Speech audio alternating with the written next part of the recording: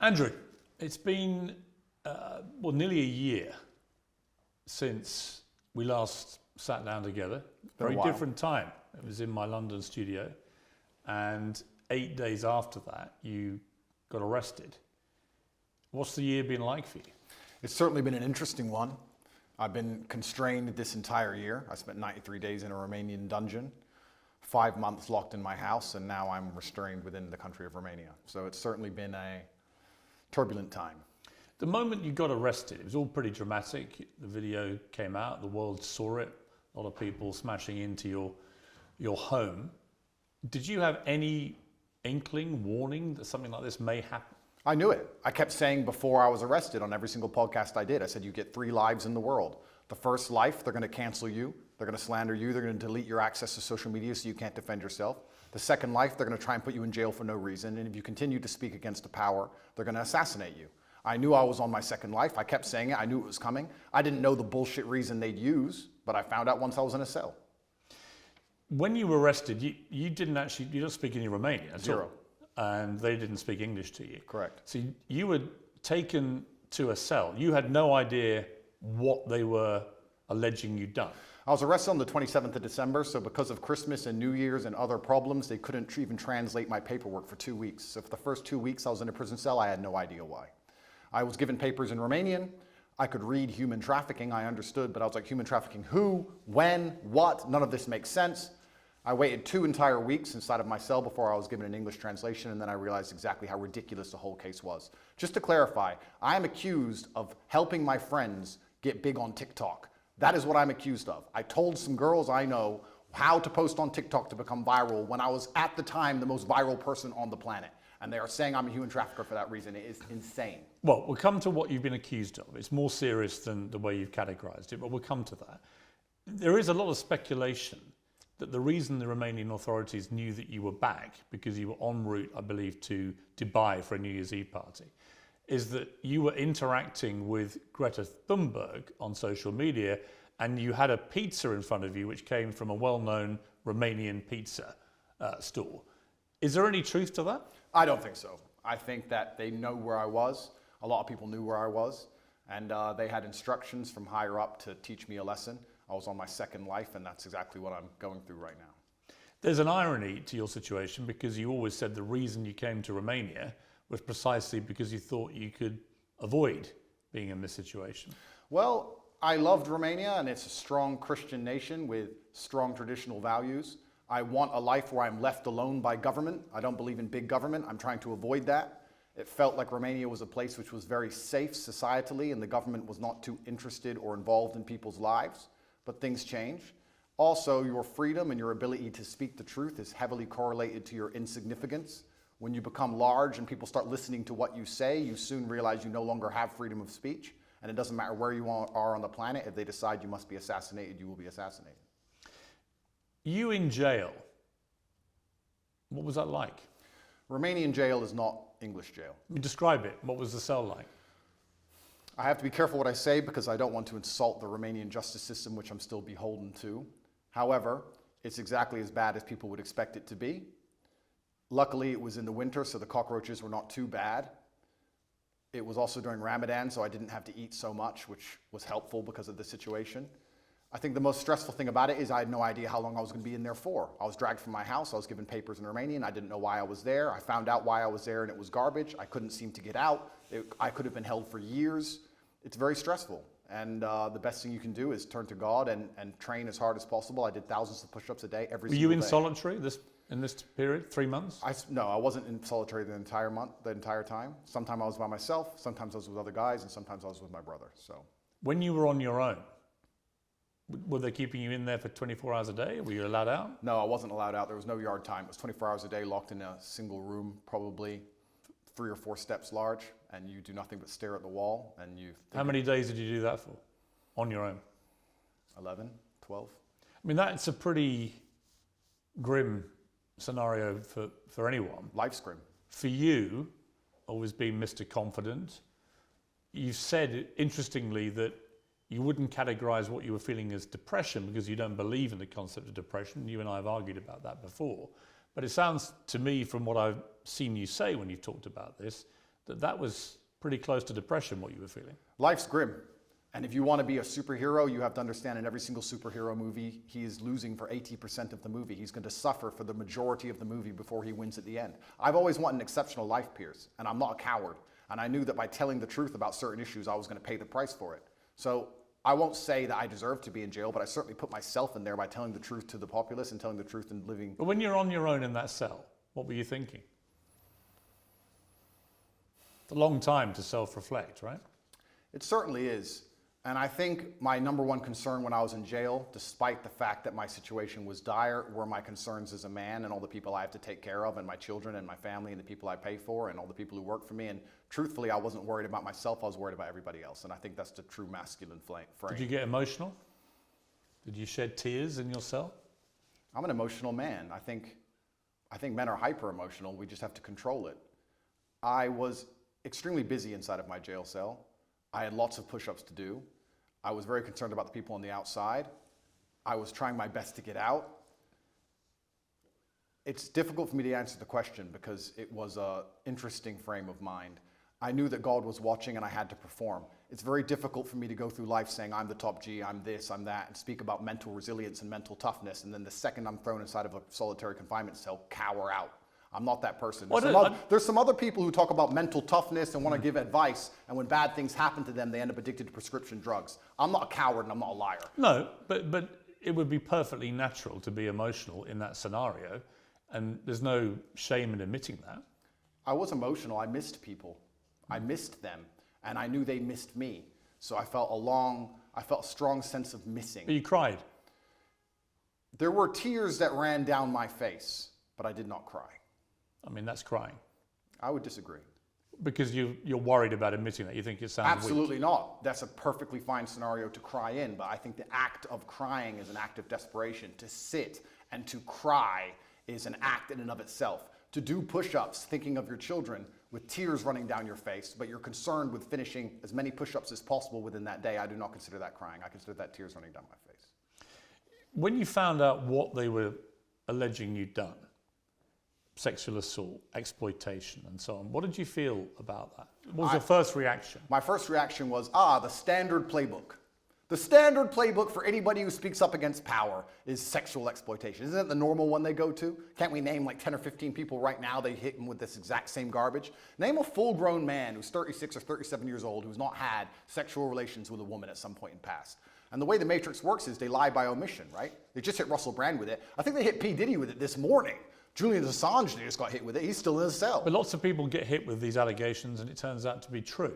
A lot of people get hit with them and they turn out to be false. So. Yeah, but you're sort of trying to make out all the people you just named are innocent. You don't know that. Of course I don't know that, but a lot of people get hit and it turns out to be false. Why would you assume they're innocent? Well, I'll tell you why. Because the way the Matrix operates is it chooses something which is heinous. If they accused me of drug dealing, nobody would care. They choose something which is heinous, so the process itself is a punishment. So they damage your reputation throughout the process, regardless of whether it's successful or not. Then what they do is they lie by omission. They throw you in a cell and they contact everyone you've ever interacted with. 2,000 people I know were called, and they were looking for one person to say they're a victim.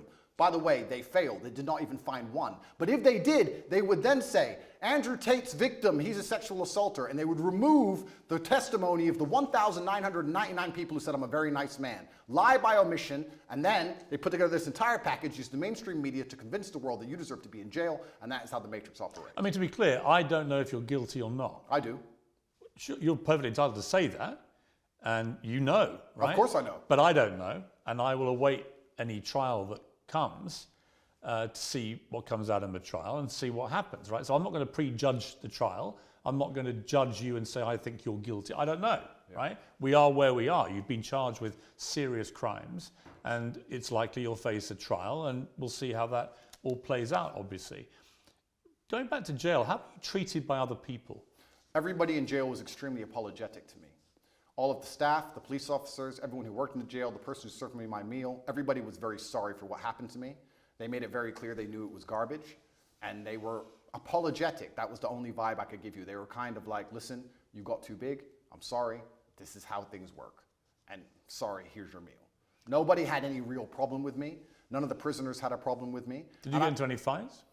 There was a couple scenarios where violence could have occurred, but I think once people realize that violence is a certainty and that you do not operate under a fearful realm, they often aren't so interested. So people threatened you? I wouldn't say they threatened me, but they would have liked to have got the opportunity to threaten me. And what happened? And they realized that would have been a bad decision. And all in all... Well, what did you say to them? Because you don't speak Romanian, so... I didn't, you're right. I actually used a quote from Street Fighter. I said, I quoted Dowson, and I said, they do not understand the secrets of yoga fire, because I knew they had no idea what I was talking about. It was near the washing machines, and they looked at me like I was completely crazy, and they walked away. There's more than one person? Correct. And they made it clear what? That they wanted to... I have to be careful what I say, because I'm still beholden to the Romanian judicial system. Yeah, but that's just an incident in jail. That's Correct. nothing to do with the system. An incident report was written, and it's better I don't mention it. But there was a direct threat to you. I've had threats, yeah, and I have threats every single day of my life, and I think jail is a hyper-pressurized version of reality, and you need to have an extremely strong mind so you don't attack yourself, and an extremely strong body so others don't attack you. And I understood that there was a threat of violence at all times, and I just decided to go through life extremely respectfully, but make it clear if that's a decision somebody else wants to make, that I'm prepared to partake. One of the things I would think about, other than my family, immediate family, but one particular member of my family, if I found myself in jail, would be my mother and what she would be feeling and what she'd be thinking. She's been incredibly supportive to me. I know yours has to you. Did you think about your mother? I was extremely concerned for her. I was concerned because the media establishment were hounding her. She was obviously very worried, but she knew she raised strong sons. But we're her number one protectors, and I was concerned for her.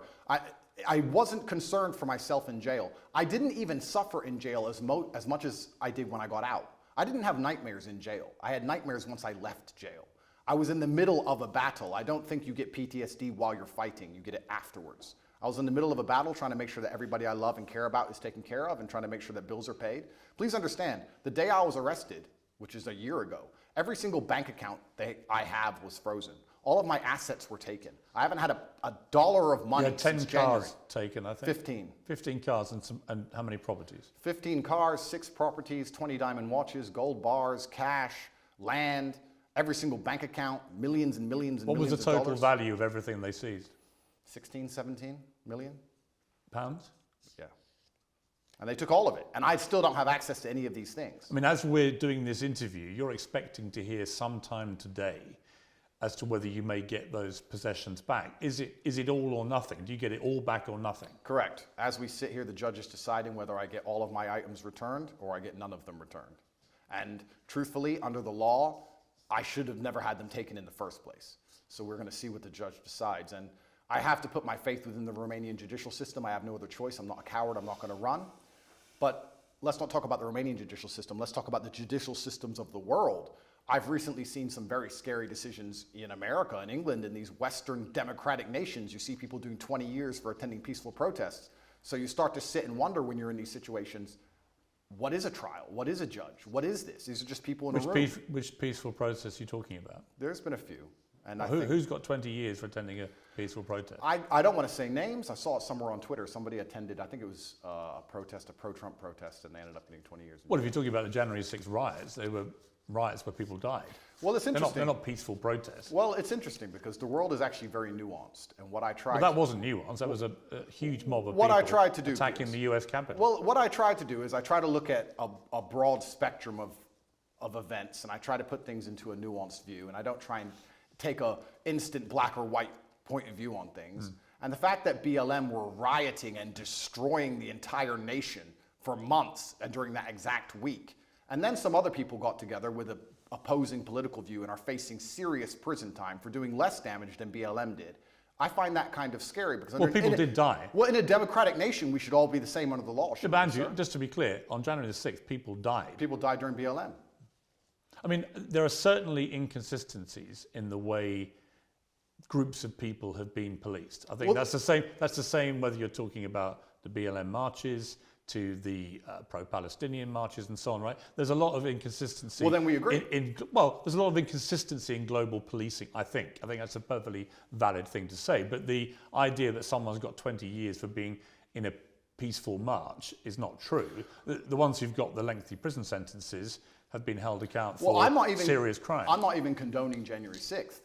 I don't even know the ins and outs of January 6th. I wasn't there. I'm not saying it should have happened. What I'm saying is exactly what you have said. There seems to be some massive inconsistencies in global policing now. So when you end up in a position where you're speaking against the system, as I do, and you understand that there are massive inconsistencies in policing globally, you start to sit down and seriously wonder if you stand a fair chance of a fair trial in any country on earth. I actually have to give massive credit to the Romanian judicial system, because a judge one day sat down and said, why are these boys in jail, and let us go. I don't know if I would have had a fair shot like that in many other nations. When you were released from jail after about 3 months, what was that feeling like? My brother and I were in the same cell at that time. We were extremely happy. I remember using the last of my mouthwash.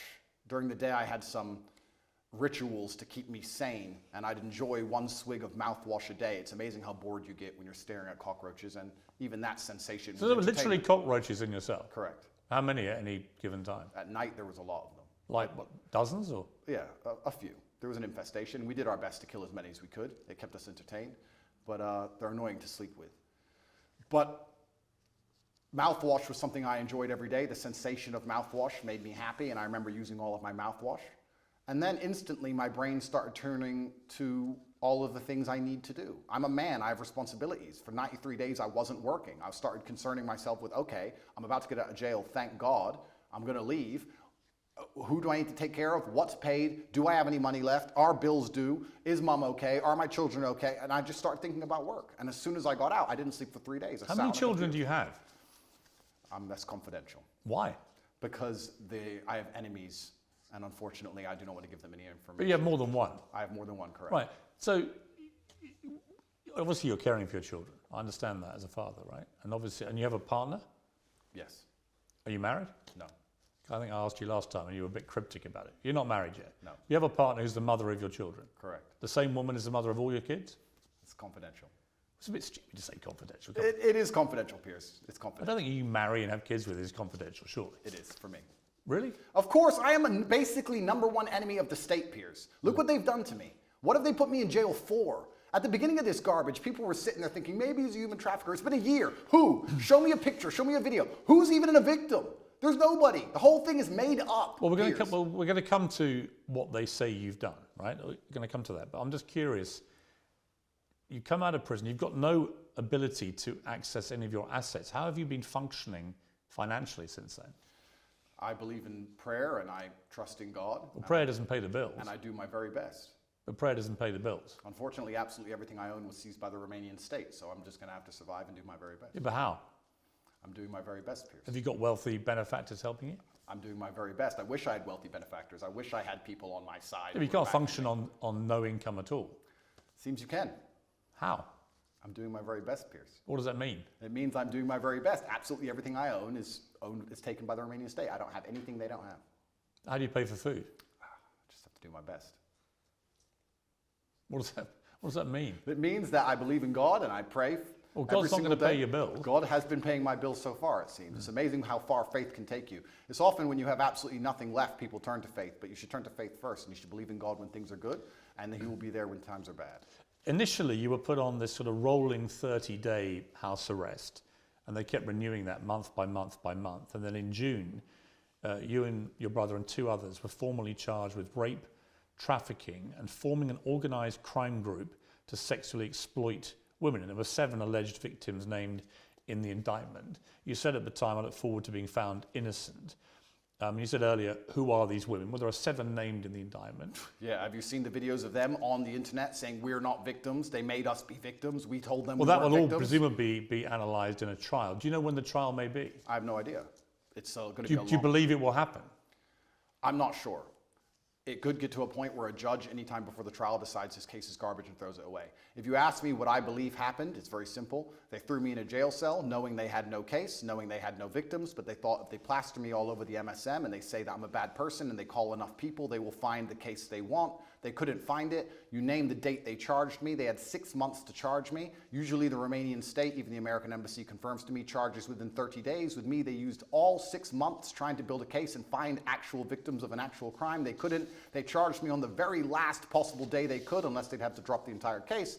And they charged me with garbage because they have nothing. There are no victims. I've done nothing wrong. And they've tried very hard. And let me say something very pertinent to the audience here. It's very difficult when you're thrown inside of a jail cell. You do not have access to social media. You do not have access to money. The entire MSM establishment are calling you a bad person. Hotlines are set up saying, if Andrew Tate's ever hurt you, call this hotline. You're a rich person where people may want to get money from you and exploit you and extract resource from you. And they're sitting here calling anyone you've ever known. They called my gardener's daughter, who I've never even spoken to, asking if I've ever done anything wrong to her or said anything wrong to her, trying to find victims of a crime that don't exist. It's actually a miracle from God that no one's come out trying to extract money from me. Whole thing is garbage. They could do this to anybody. Piers, they could do this to you. They could put you in a cell, put all over the media you're a sexual exploiter, and for 3 months talk about how bad you are when you can't defend yourself, and call everyone you've ever interacted with. And if anybody you were ever rude to once decides they want a payday or some fame, they can use it against you. It's insane. The Romanian authorities' prosecution files accuse you of using verbal and physical abuse to keep women in line, taking 50%, I believe, of the women's online income, although I believe that figure could vary, could be up to 80%. Is that right? No, they accuse me of exploiting women who did TikTok, the same women who say we were not exploited, he just told us how to do TikTok. Also, in the prosecution file, if you want to talk about it, there's not a single bank transfer. There's not a single piece of evidence for any money. So I'm accused of making money from TikTok, but they haven't found any money. There's no money, and the victims are saying, I didn't exploit them to do TikTok. The whole thing is a joke. What is, I think, problematic for you is the war room, which was a group miscategorized and misunderstood. It was called the war room. Correct. Okay. And it had a lot of people who were dubbed the generals who ran the war room for you. And the war room had 500 to 600 members who paid, I think, $6,000+ to be a member of this.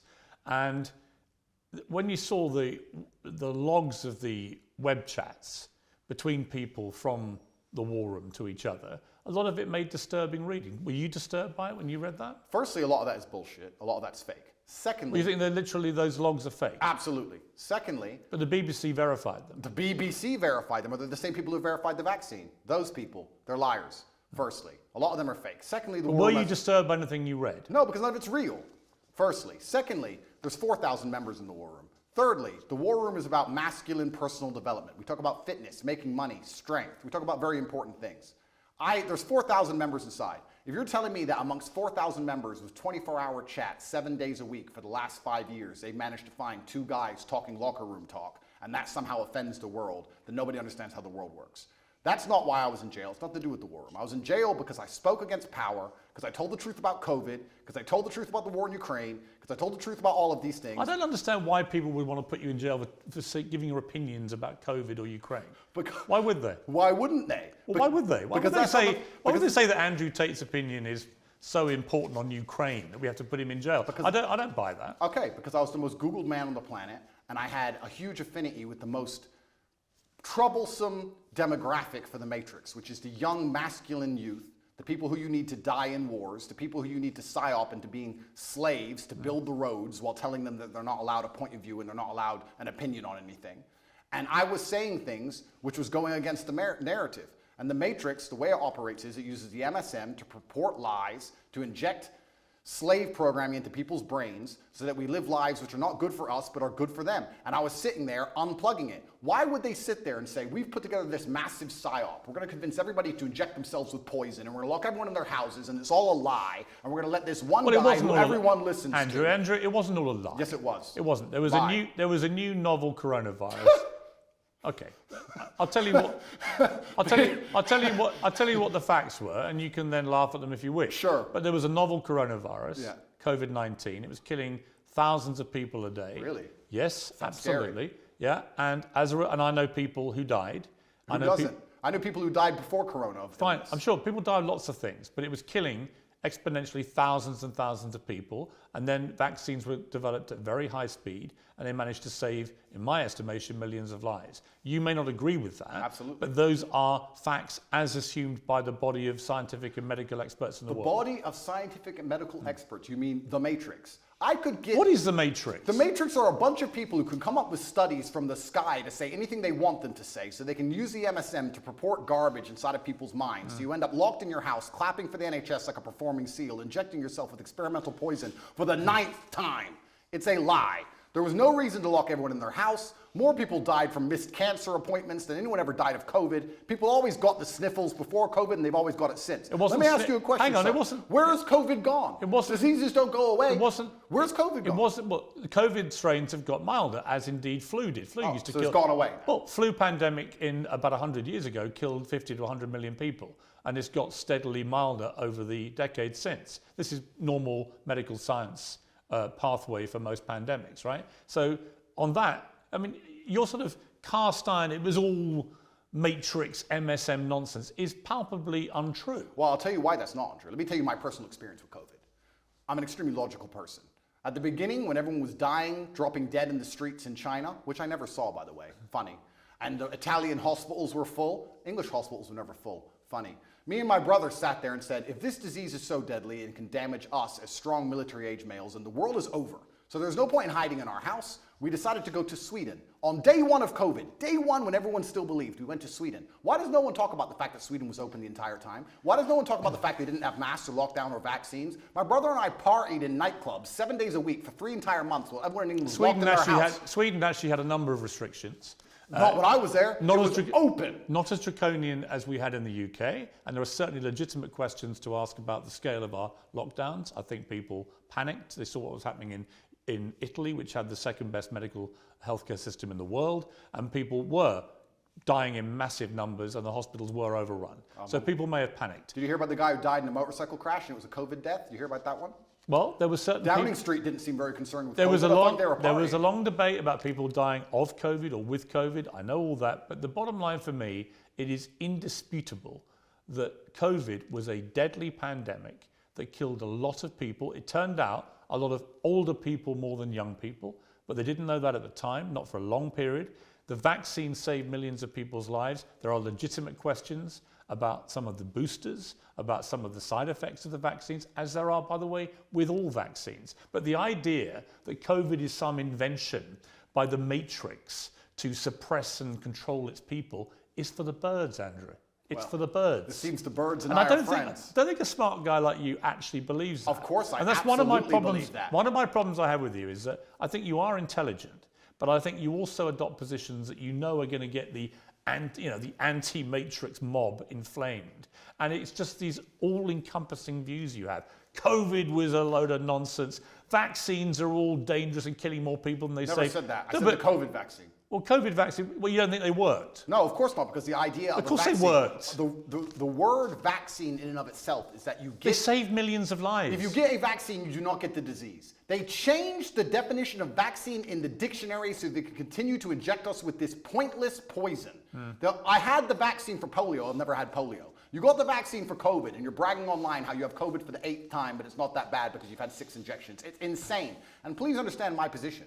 Please understand that I'm a person who doesn't believe any of these studies, don't believe any of this garbage, don't believe the Matrix. I'm a person who was in Sweden for 3 months as everyone was afraid, locked in their houses, partying at will. It was perfectly fine. They had a lower death rate than the UK. They had a much higher death rate than their neighbouring countries in Scandinavia. Did you know that? They had a lower death rate than the UK. Did you know that? It doesn't, no, I didn't know that. It doesn't matter to you? Of course not. So you wouldn't compare them to their immediate neighbours. You'd only compare them to a country in the UK. If you think lockdowns worked, Pierce, if you think lockdowns... I think lockdowns were only acceptable as an immediate panic move, which it was, before there were vaccines. The moment they had a successful vaccine program that worked, then there was no justification for further lockdowns. You're a very important person, and you're very well respected. I'm not important, I'm a journalist. No, you're very important, and you're very well respected within the UK, and you've been famous for a very long time. Were you invited to the party at Downing Street, or were you not in that circle? No. No? Oh, that's a shame. And I thought the behaviour... Because they seemed very concerned about COVID on the TV, and by the way, they didn't seem to give a shit as soon as the TV was on. I thought that was disgraceful. And I thought Boris Johnson and the people working at Number 10 who were having those parties, when I had friends of mine who were literally saying goodbye to their mothers on FaceTime on their phone because they weren't allowed in to see them. I knew people in care homes where it ripped through and killed a third of the people in the home in 2 weeks.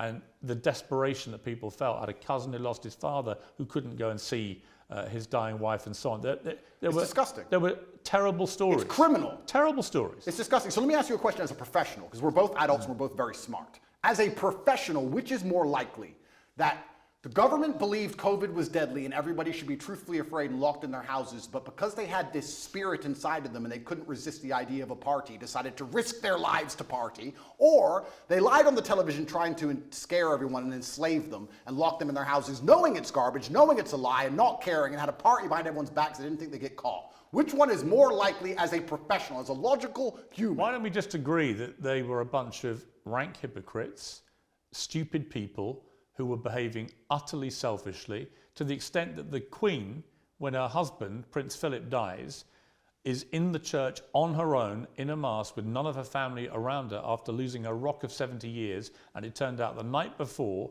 Downing Street had, I think, 2 parties, including a karaoke party. I think that was shameful and disgraceful. Well, so we can agree on that, right? We can agree on that, and we can wake up and start to realize, oh, maybe the government doesn't care about us. Maybe the government lies to us. Maybe they tell us things and try and scare us, but they don't actually care themselves. Maybe all they are is hypocritical, self-interested people. Maybe they are. Maybe they use the MSM to purport their lies, to keep everybody enslaved while they do whatever they want, and that is the matrix in and of itself. And if you speak against it and people listen to you, I'll repeat this. Your ability to speak freely is directly correlated to your insignificance. If you're as big as I was, the most Googled man on the planet telling the truth, you will pay the price, Pierce. And that is why I was locked in that cell. And I do not regret it, because I live true to God. I'm not going to sit here as a coward and not tell the truth to people for as long as I live until they put a bullet in my head. Let me ask you about the lover boy method. So the suggestion is that you and your brother and others, let's talk about you, that you deploy the lover boy method, where you would make women fall in love with you.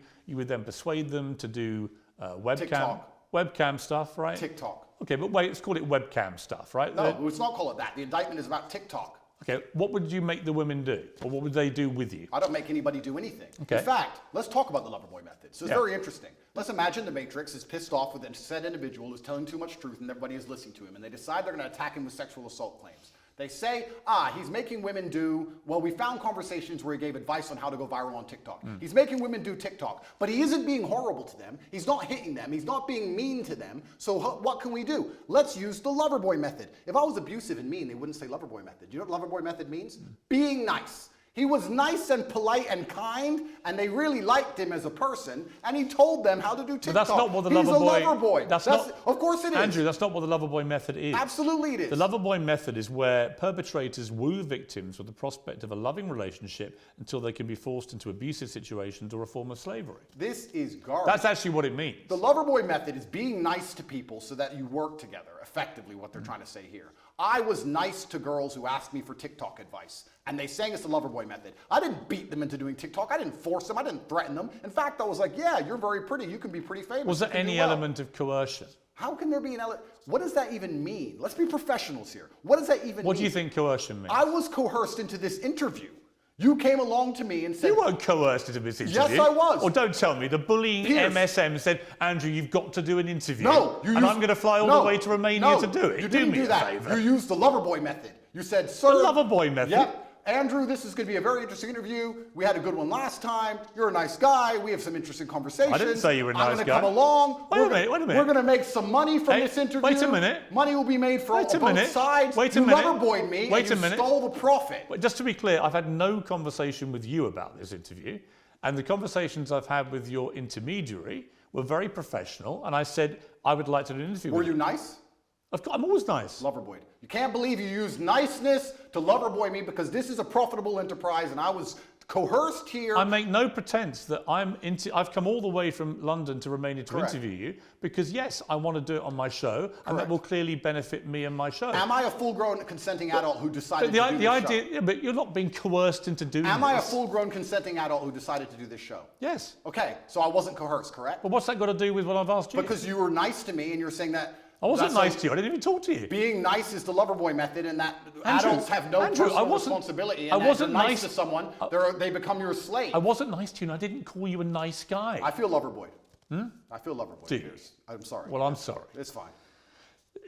You had a website, Hustlers University, offering courses teaching husbands and boyfriends how to get their partners into webcam. Absolutely false. The Hustlers University, which you can go to now, actually, we've changed the domain, it's university.com, is a school which teaches modern wealth creation methods. We teach people how to make websites, we teach people e-com. Why did you call it a PhD pimping hose degree? No, you're talking about an old video which was made satirically. Why did you call it that? Oh, that was satire. Of course it was. 9 years ago, the internet was a very different place. And if you're going to sit here and say, oh, 9 years ago, you said stupid things on the internet, it's not a gotcha moment because every single person has. So have you. No, but you'd be very... So have you, because you advocate for the vaccine, sir.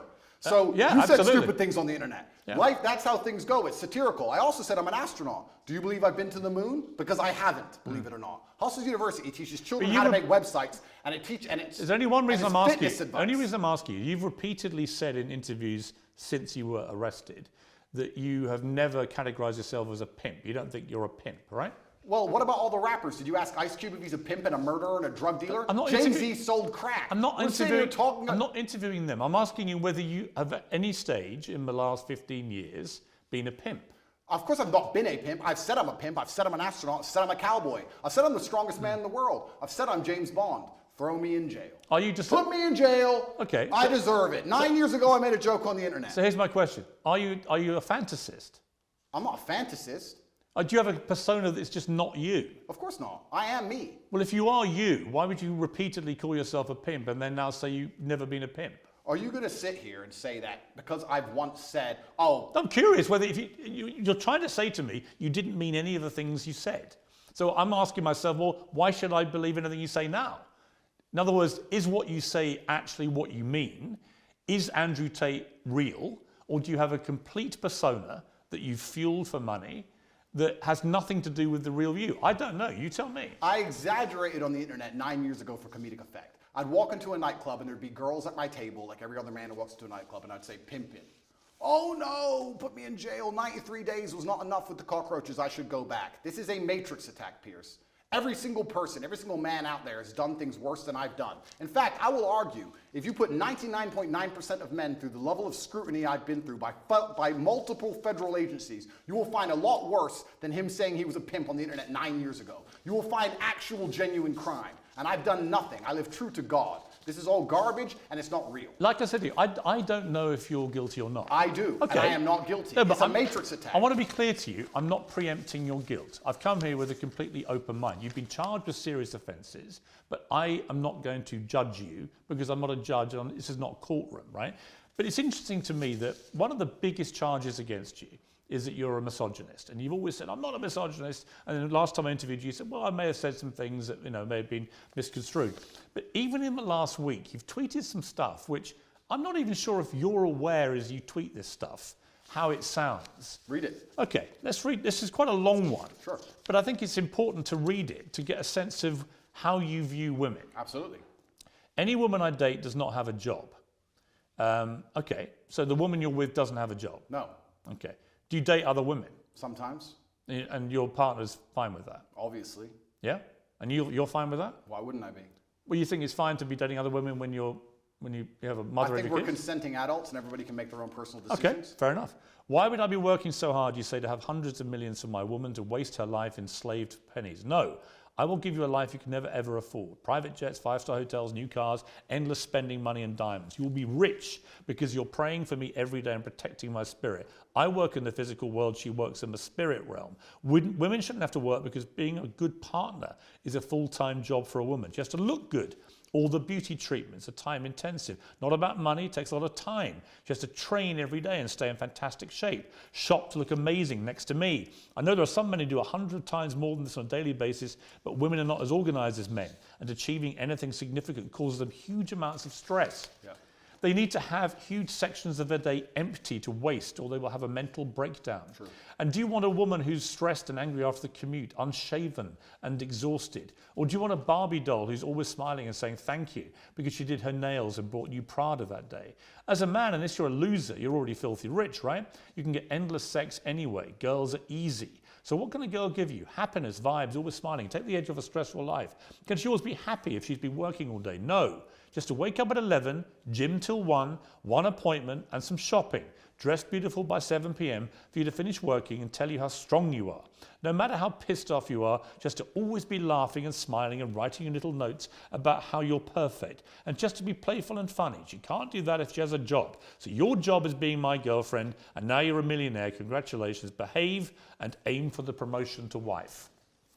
The reason I read all that in detail was, I don't think you understand quite how that comes over, because I think that is the purest definition of misogyny I've probably ever read. Well, I don't think you understand. One, especially when I'm talking about the fact that women can't handle what men can do, etc. One, it's slightly sarcastic. There's a sarcastic tone. So do you mean any of this? I mean all of it. Any woman I'm with, I will provide for because I No want to woman protect should her. work. They should spend all day beautifying themselves for you, right? And they might get promoted to wife. This is Your my job is being my girlfriend. Correct. There are hundreds of millions of women around the world who do a good day's work, who still manage to be a very good wife or partner. Right? Agreed, completely. But it's my So life. why would you encourage a whole generation of young men? I mean, I've got to be honest, since our last 2 interviews, before you were arrested, I would say every single day I have young men, teenage boys, maybe early 20s, coming up to me asking about you. It's gone on every day since I interviewed you. I'm very aware of your reach. I'm very aware of your influence. And whenever I've been asked about you, they say, what do you think of him? I said, I don't really know. I find myself agreeing with 60 to 70% of the things you say. And I do, because I think a lot of the stuff you say about empowering young men to be confident, to work out, to take care of themselves. To have enough money to not force their woman to work. Right, but that's the bit. That's the bit where when you stray into that kind of language, particularly in the detail where you reveal what you're really thinking, the kind of pathetic, soulless life you want for these women. Where does it allow for being a mother, for example? Absolutely, that's How does a mother of your children manage to find time for being a mother in this routine of love and devotion to you? How does having a job give her time to be a mother? This gives her all the time in the world to be a mother. One, it's slightly sarcastic, firstly. What do you mean? Well, Do you mean can tell by the tone. Do you mean you don't mean it? No, I mean it. Well, which but bit? it's slightly sarcastic. Well, sarcasm for means comedic effect. sarcasm means you don't mean it. No, I mean it. But it's slightly Well, you sarcastic. either mean it or you don't. It's either sarcastic or it's not. I mean every single word. But this is the conundrum with you, Andrew. Sarcastic. This is the conundrum with you, right? It's not a conundrum. If you'd let me explain, it's not a conundrum at all. You tweet. And also, you what's very tweet this. interesting, I tweeted this out. I get thousands of women Yeah. begging me, inboxing me, saying, finally a man who understands he needs to provide for a woman so she can be her best self. Right. This is exactly the kind of life that will allow No, women to there become a are mother. definitely women that will absolutely love to be So why don't you treated like are they this. misogynists? No, but what I think they're people who just basically, it's the old sugar daddy thing, right? They want to have a rich guy who's going to pamper them and take care of them. They don't have to do a day's work. They just have to make Being a themselves good partner look is good a for day's you. work. Well, so you say. Yeah. But it also, the language that you use here seriously diminishes women who do work. You make them out to be, well, you're not doing your job as a partner or wife. You should be doing your job, which is just to devote yourself to his pleasure and making him Well, happy. it's actually interesting you say that because I'll put a lot of the fault of this on men. Let's if you want to gender the argument, let's do that. I think that a lot of the reason why women can't live this life, if they so choose, if you're a woman who decides to work, then go to work. I don't care. But if you're a woman who decides she wants to retire, it's because she can't find a man who could provide for her at this level. Do you think when a woman marries a billionaire that she wants to go get a job in Starbucks? Because in my experience, when they marry extremely successful men, they don't want a job. I'm sure Ronaldo's wife isn't begging to go work in IKEA. Actually, No, Ronaldo's wife works very hard. she works for herself, which is different. And her family. Of course, Yeah. which is different. She's a hard-working woman, actually. Absolutely, because being a fantastic partner and having a bunch of children is a bunch of hard work. And she also finds the energy to have businesses on the side. Fantastic. But So you what don't we're want, saying here, but you don't want women to have businesses. no, I'm saying if you're with a man of my stature, you don't have to work. Now, if I met a perfect woman and we were together and we were happy. When you say a man of your stature, with respect, right now you have no income, no possessions, Correct. I'm and you're completely facing flat broke. serious criminal charges. I mean, I'm not quite sure what stature you think you're currently selling, but it ain't great. Okay, well then it's a shame all those women inboxed me after I put that tweet out saying, I've got we no- agree with you. I think you should interview I all met of a them for woman their yesterday who, when I misogynistic said I views. was coming to interview, was immediately like, "Oh, can you put a good word in for me?" Of course. Sure, you have a definite appeal to a certain type of woman. There's no question. I think providing my for question a is, woman if I was financially is a man's responsibility. If that means I'm a misogynist, then I'm a misogynist. no, I think so you that- accept you are a misogynist. No, I think a man should provide for a woman financially, completely and utterly. If she wants to work, if my partner were to say to me right now, I really feel like getting a job, it would make me happy, then I'll say work. But she doesn't have to. Her job is looking after the children, looking after me, and being as happy as possible. If you think I'm a bad person for saying, if you actually read that, read the subtext and context. I read it all out. Okay, good. Then you'll understand what I'm saying. You know I did. You heard it. Absolutely. So what I'm saying is, I am a man. My life is stressful. My life is pain. I go to jail. I suffer. I have to deal with making money. I have constant, endless headache. I do all of that so I can give you everything, but then I get to have you. Your job is to be happy. I want you to smile. I want you to look your best and feel your best all of the time. If am I a misogynist for saying that I go through so much pain so that we can be financially secure, so I hope the woman I care about does not have to work a job. If that makes me a bad person, then so be it. Because all I'm saying is I want to take care of her in every single realm. I take care of her physical safety. I take care of her financial security. That is my job as a man. And if more men acted like me, you will see that the world would be a happier and better place. The women who say, I really want to work, I want a career, that's their prerogative and their decision. They're allowed to do that. But also, often the reason they do that is because they can't find a man they trust to take care of them. No. I've had this from women in their own Andrew, mouth. If I found a man who was financially secure and as smart as you, I wouldn't be doing this garbage job either. Why was I psyoped into working to pay taxes when I should be at home having children with a man I adore? Andrew, it's a psyop. Andrew, there are so many women that will listen to that and be laughing and mocking you. Say, don't be so ridiculous. I have a job that I love. Maybe they're being paid even more than their man, right? The real world isn't the one that you categorize. The real world is varied and nuanced, but I am talking about my life experience. My experience, any woman I love does not have to work unless she decides to. Fine, you're the boss, you're in charge. Her job is to make you happy. Her job is to make herself look good. Her job is to work out for your benefit, blah, blah, blah, blah, blah. It is actually just misogyny. Do you think a woman looking good, do you think a woman looking good and working out has no benefit at all to her? Of course it does. Okay, so it's not for my benefit, then, is it? No, but you see, but when you talk about no, I don't. When you talk about young men and you tell them to work out and take care of themselves, I cheer you on. Right? I want that. I've got 3 sons. I want them to feel that. Don't you want them to become very rich and successful and have a woman who relies on them and have a beautiful family? No, but I don't want a woman who's subservient to them. Why is subservience? Why is a Literally, woman the tone of the tweet I read is subservience. So you did another tweet this week. Men love by telling you what to do and not allowing you to make stupid decisions. We save you from the female inclination to make stupid choices. If a man isn't giving you instructions, he doesn't love you. If you won't listen to a man's instructions, you don't love him. The whole language is so ridiculous. Let me change the language then. Well, you tweeted this to 8.2 million people. Correct. So let me say this. A father loves. Let's say instead of a man loves, let's say a father loves. A father loves disciplinarian. That's how a father will love you. A mother will say, oh, I hope you're happy, hope you're doing okay. But a father will come along and say, no, don't do this. You must do it that way. That's incorrect. It has to be this way. A father will discipline you because a father feels he knows best for you. It's the masculine essence of love. When a man loves, he shows that he cares via degree. There is a massive difference between a relationship between a father and a child and between a man and a woman in a relationship. Completely. And I'm not sure you quite get that. No, there is a difference. But I would argue, Piers, in the happiest relationships, it's a traditionally masculine role in which the man plays and provides. The female is traditionally feminine. The man is the head of the house. Not in an abusive way, doesn't beat her up. I'm talking about the man being the head of the household, like I would like to believe you're the head of your household. And he comes along and says what happens and what doesn't happen because he's the man of the house. No, that's not. That's actually not how most households operate now. Well, then it sounds like we understand why the entire world's a mess. Because only 10 years ago, that's exactly how the households operated. There was a man of the house, and now we have no longer any clear defined roles. There's no longer a man of the house. You want to talk about knife crime, kids doing drugs, the crime rate, all of these problems. You want to talk about all of the societal ills we face. Perhaps it's because we don't have any men in the house anymore. Perhaps we need to bring the man of the house back. And the man of the house will come along and be a disciplinarian, and he will make the set rules and the creeds of that house. He will say, within this household, we don't take drugs. That stands for the woman I am with, the children who we have birthed. Nobody takes drugs in this household because this is my house and I'm the man of the house. So it sounds to me like we need to bring it back, sir.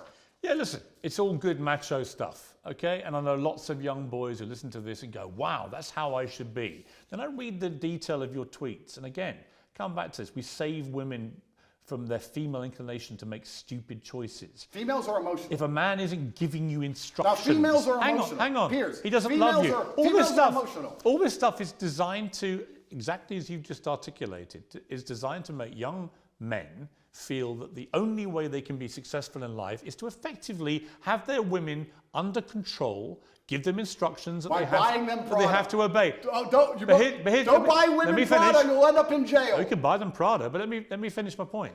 My point is that it seems to me, from reading your tweets, even now, that you have a blind spot when it comes to how they sound. It may be that the legal problems that you're in, which might be extremely serious, and we'll see when the trial happens, but it may be that in your head, nothing you've done is remotely inappropriate, because actually in your tweets you can see there's an element there of wanting coercion and control. You want to control women, you want them to be effectively your servants, slaves, for want of a better phrase. Slaves who get Prada and get to work out in the gym and get to look good. But you understand, do you understand the point I'm making? No, I don't. Which is that in your head, the line is blurred so much now with this macho rhetoric that you've actually lost track of how this sounds. Here's all of the things Even when I read that stuff to you, I could see you looking at me and your answer is, I was being sarcastic. No. And I said, well, where? And then you go, well, no, I meant it. Well, it can't be both. I meant it, and I said you either mean it, you either mean it, or it's, well, no, because sarcasm means you don't mean it. Pierce,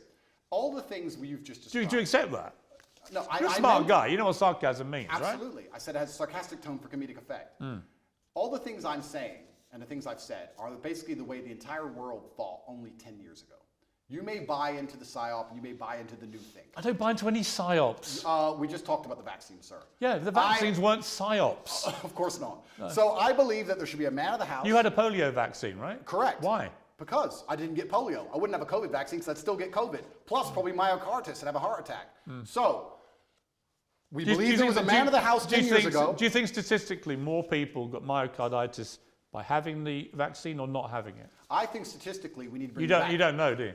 Why would I know? Why would I look at the statistics why would you bother that come from the matrix itself? So the matrix, so every fact you don't like, because it doesn't suit your agenda, you just dismiss as matrix bullshit. No, I'll give you a very simple way I view the world. COVID can't hurt me, so why would I take their injection? You don't have to. Point two. You don't have to take it. They tried to make us, including you. Yeah. You told people they should why? have the vaccine. You know why? And if they don't have it, they shouldn't leave their house. You know why? Because at the time, the scientists, and by the way, scientists is ever evolving. At the time I said that, the scientists said if you had the vaccine, it would prevent you transmitting the virus. The Matrix. That turned out to be wrong, and they issued updated advice saying further studies said that actually you could transmit it. And at that point, you know what I did, which you never do? I held my hands up and went, I was wrong because the advice changed, and now I would not say the same thing. That is called actually evolving opinions when facts change. That's actually how a civilized democracy works. Oh, is it? We live in a civilized democracy, do we, sir? I actually would argue that point with you for a very long time. I don't think we live in a civilized democracy. Another point I want to make here, if I had cancer or if I was at threat of a genuine disease which could actually harm me, would the NHS text me 10 times a day trying to get me treatment, or would I be sitting there waiting for 8 months to even get an appointment? They wouldn't care about me and they'd let me die. So the fact that they will endlessly text me and try and beg me to get this poison should have been an alarm bell for anybody with a brain. Actually, I tell you what the NHS has sent me. I'm a 58-year-old man. In the last few months, they've sent me one about a flu jab, which I'm going to have. Because I think it stops you getting flu, and flu's nasty. A COVID booster, which I won't have. I think I've had enough of those. I'm fine with that, thanks. They sent me one about having a check for bowel cancer, which I've done and came back negative, and so on and so on. The NHS texting system is for our benefit. You don't have to do it. No one's holding a gun to your head. The Matrix isn't saying, if you don't have this, Andrew Tate, we're gonna do something to you. Do you have any idea? You've not been treated in Romania by their system because of anything to do with COVID vaccines. And your attempt to try and persuade people that that's the case is ridiculous. And you know it's ridiculous. Do you have any idea how difficult it was to remain unvaccinated, Pierce? Let me tell you from somebody who was unvaccinated and traveled the world. Do you have any idea how difficult that was actually to do? Yes, because countries have border controls. Oh, because they tried to force everybody. So to sit and say they weren't trying to force, you know what they did? They said, come get the COVID vaccine. It's good for you. It's going to help. They tried to coerce you by being nice. They tried to lover boy everybody. They tried to use the lover boy method to force people to get the COVID vaccine. It just came to, we need to put all these people in jail. Andrew, they were being nice to people, trying to help them. Unbelievable. Nobody forced you to have it. Did you have the vaccine? Absolutely and utterly not, sir. My principles are not for sale. I would have stayed in my house to the end of human time and sat there as a pureblood, the last one, the last pureblood on the planet before I inject myself with poison. You're not making an MGM trailer. Yes, I am, because it's a matter of principle. I am not a farm animal. My blood is mine. It does not belong to the government, and I decide what is in it. Right. All right, so you have a polio vaccine, but not Correct, a COVID one. correct. So your brilliant brain has determined that you know more about the medicinal and scientific benefits of individual vaccines. And the polio one, you decided with your brilliant brain, we'll have that. But even though a lot of people, by the way, have had side effects to polio vaccines, did you know that? Yes, correct. Is that the Matrix doing that? No, I didn't say the Matrix gave them the side effect. Oh. I've just told you all the reasons I didn't get the vaccine. Right. You've already described it at length. But you work out with your brilliant mind which vaccines to have? Correct. Okay. Correct. Okay. You realise You can join my email list on cobratate.com. You can sign up for free, and I'll tell you which vaccines you should I wouldn't have. come to you for vaccine advice. Why? Andrew? Because you have zero experience. I didn't get the COVID any one. Advice. I obviously did pretty good. I avoided the poison shot while everyone else got it, so I'm actually pretty proud of my track record. What happens if you're found guilty of the things you're charged with? Well, then I'm going to have to go to jail, I assume. What's the maximum sentence you could get? I don't know. Yes, I you don't. do. I actually genuinely don't. You've never asked your lawyers? It can be between 3 to 8 years, I Right, think. so you do know. I don't know the maximum. But if you were to serve 8 years, having served 3 months and know how bad that was, Yeah. could you cope with that in a Romanian jail? Interesting question. Could I cope with it? Yes. Would I be the same afterwards? I'm not sure. What do you think even the 3 months did to you as a man? Well, it was a fantastic test from God to make sure I am the man I say I am, because I think there's a lot of people who speak about masculine excellence who are not the men they say they are. When trouble appears, you often learn that they are nothing but postures. I had nightmares for a very long time. I couldn't sleep. I struggled with certain things. I would check my bed sheets every single night for cockroaches religiously. I had a problem with that. But I never turned to therapy. I never turned to drugs. I understood that all of these things are from God and they're given to me so that I can become a stronger version of myself. And I welcomed them all and I embraced them all. And now that I'm a better, not completely, but almost better, part of me actually misses my nightmares, Piers. Part of me misses training all night. I didn't sleep for weeks, months. You said you didn't have nightmares. No, I had nightmares. I said I didn't have nightmares in jail. When I left, I did. And I kind of miss it because I had so much time in the day to get things done. And now I'm sleeping a full 6 hours. I feel a little bit lazy. So perhaps I need another test from God. And if God decides, Allah is the best of planners, if he decides I need 8 years in jail, then I will embrace those 8 years in jail and do my absolute best to come out as the most formidable version of myself. Have you felt suicidal at all in the last year? I don't believe in suicide. It's haram. I know, you said that before, but did you feel like you may want to end it all? I would never kill myself under any circumstances. So the day they put that on the news, when they finally take me out, you can know it's a lie. It's haram. I would never kill myself. Lock me in that cell for the rest of my life. I would never kill myself. While you were under house arrest, you tweeted this: avoid women who go to festivals. They're either on some loser's table who's feeding them cocaine or in a crowd of sweaty peasants because they're a sweaty peasant. Endless Instagram stories screaming and having fun to prove to the world they're worthless. Hard pass, festy hoes. Correct. I tweeted that, yes. Again, why would you categorize all women who go to festivals in such an unpleasant way? I actually categorized all men who went to festivals also. Did you read that tweet? Why are you gendering the argument? I think all people who go to festivals are stupid. It is peasantry. I've never been to a festival in my life. I'm not going to stand there and scream and jump up and down for some other human like he's God. I think the whole thing is embarrassing, all of it from head to toe. It's all sweaty peasantry and it's all just drug-fueled insanity. So why are you gendering the argument when I insult the women who go to festivals and also the men who go to festivals, because all of it is peasantry head to toe and I do not regret it. All festivals are peasantry. Anybody who goes, I do not associate with. I've never been to one in my life. I never will. So if you've never been to one, how do you know what they're like? I can see enough.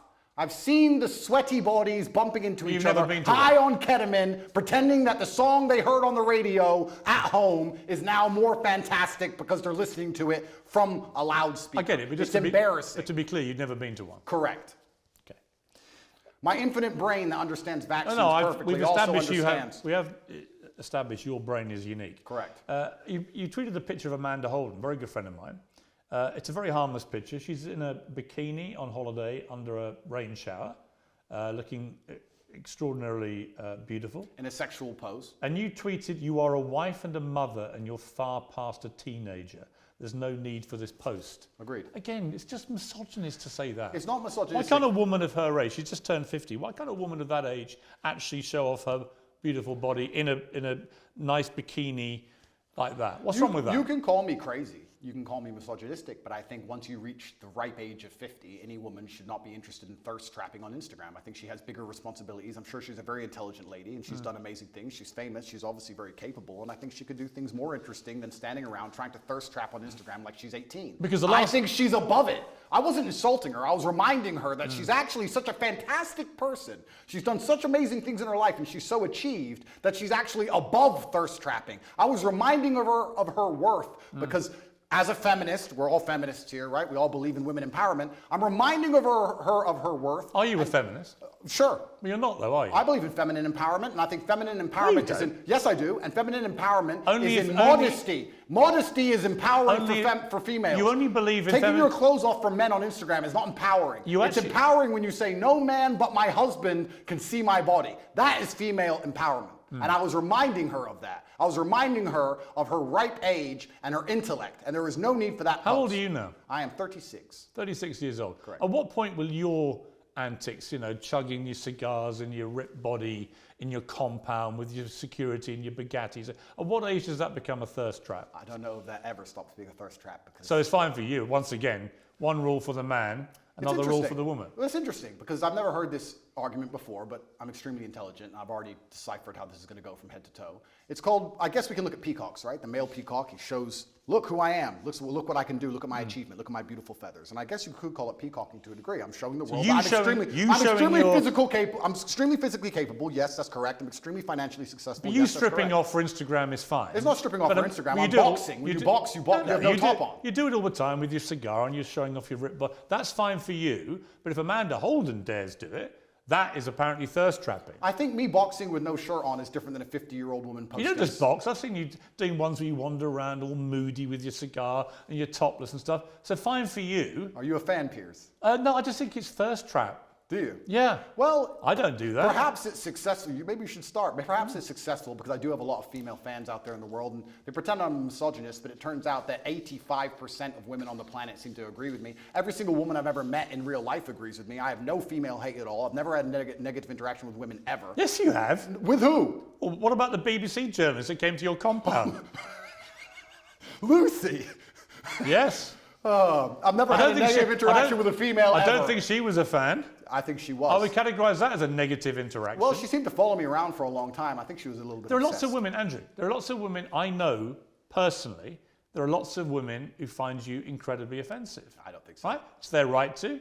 It's your Of course. It's your right to not care. Yep. But the idea that somehow you're this beloved person for the world's females, I think is not true. You are for a certain type of woman who likes to be treated in the way that you like to treat women.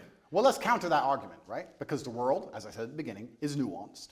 Am I beloved by all females? No. But when I'm sat here with someone as prestiged as you who says you're a misogynist and you hate women and women hate you. I think you talk in a way that is misogynistic, yeah. Okay, well then you make it sound like all women hate me, and that's also not the case. Of course, it's a nuanced argument. I didn't say all women hate you. Some women agree with me, some women don't agree with me. When I said that post about Amanda Holden, a lot of women said, Andrew, that's actually completely correct. She's extremely famous and there's no need for her to be posting pictures like this at her ripe age. I was actually empowering her. I believe that female empowerment is in modesty. But you don't actually believe in feminism. I believe in the idea of... You believe in masculinity controlling women. No. They have to take instructions from you. They have to do what you tell them. And that is actually what love and relationships are about. No, I believe that men and women have different roles. I believe that we were created differently by God because we are the perfect team. I believe that a man who's in his masculine frame is best suited by a woman who's in her feminine frame. I believe when we work together, we can achieve amazing things, whether it's raising children or preserving society. And I believe a man has certain jobs and a woman has certain jobs. You don't understand this about the things I say. When I said there that women make bad decisions in the tweet you referenced earlier, the point I was making is that women are more emotional than men. That is their superpower. That is fantastic. That is a great thing. I love female emotionality. In the tweet before you tried to use against me, I was talking about how I love a woman to be happy all the time, smiling all the time while I'm stressed. I love female emotionality. The reason women are better with children, women are better with children is because they're emotional. That is their superpower. That's not what your tweet said. In a position... You're not even remembering what you wrote. Of course it is.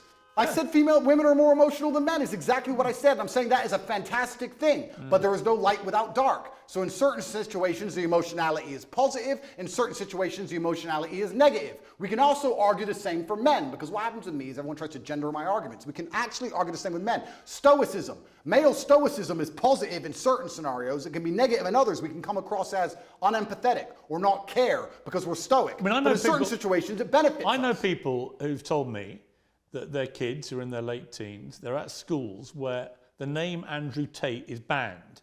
Nobody's allowed to mention your name because the teachers think that your brand of masculinity is so toxic, they are seeing an immediate effect on the way that young men behave, and not in a good way. Is that what the teachers think, is it? Yeah. Well, I am actually genuinely concerned by the fact that I've been banned from schools when I do nothing but preach masculine strength and excellence. But then if you actually understand how the society is going and how the world works and all the insanity they're trying to push on all of us, I can understand why they've banned me, because I speak the truth.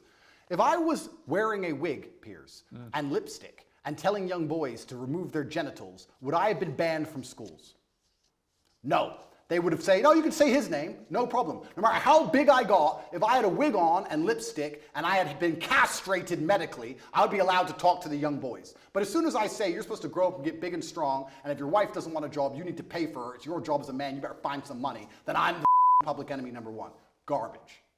On that last point, you don't say if a woman doesn't want to work, a man should take care of it. You say a woman shouldn't work. I say my woman won't work. Right. I'm talking about my personal experience. I said any girlfriend of mine, because I'm in an extremely fortunate financial position. I was before Romania took everything, of course. I have hundreds of millions of dollars. So because I am in my position, I would not want my woman to work. I think there's more important things she can do. If you have hundreds of millions of dollars, where you said you had a worth of 17 million. No, I said they took 17 million years. So where's the rest? They must have taken it. I think they have it. Or maybe I lost it. I think I lost it somewhere. You've never had hundreds of millions of dollars. Of course not. You haven't, have you? Of course not. You said they took all your assets. Exactly. Well, did they or didn't they? Of course, they took everything. I mean, they'll be watching this. Are they to assume that there are hundreds of millions more dollars they haven't got yet? No, they're watching this. That's right. They take absolutely everything. You have it all. Right. But again, is that all just the smoke and mirrors? Is that all just the top G stuff that you play up to, which has no bearing on reality? I was the most Googled man on the planet. I was the most relevant man amongst 18 to 35-year-old males, which are the highest earning and spending people on the planet. Do you really think that I can't pay my bills, Piers? Right now, yeah. Okay. Someone's paying them for you. Correct, you're right. Someone's paying them for me, you're right. My girl's got a job. She works at Starbucks. Exclusive, Andrew Tate's girl, top G's girl works in Starbucks to pay the rent. I've been exposed. See, again, I don't know what to believe when you say stuff like that. Well, I'm telling you, my friend, that the Romanian state... I think you deployed deliberate smoke and mirrors because you think it plays up to the brand. The Romanian state have taken all of my money and I'm just, getting by. That's what's happened. Do you worry about your impact on young men? I think that... Because, like I said, I'll be completely honest. I think a lot of what you say, they should be hearing. Yep.